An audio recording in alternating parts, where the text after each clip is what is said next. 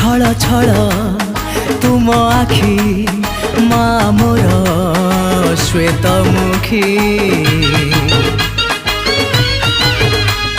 छल छल तुम आखि माँ मोर श्वेतमुखी राजहंसे था बसी हस तुम बांटे खुशी तुमको कले ध्यान दियो तुम्हें विद्या दान विद्या बड़े मिले धन धन जोगे बढ़े धर्म सही धर्म करी जीव पाए परा अपार असीम सुख शांति एटा सरस्वती मांकर सरस्वती जय जय मां सरस्वती जय जय मां सरस्वती जय जय मां जय जगन्नाथ संघ माने आपण समस्त सरस्वती पूजार हार्दिक हार्दिक शुभेच्छा और शुभकामना। ये रेसिपीटी सरस्वती मांकर सबुठारु प्रिय भोग सरस्वती मांकर पूजा बसंत पंचमी रे हेतिबारु एहार ना बसंत काकरा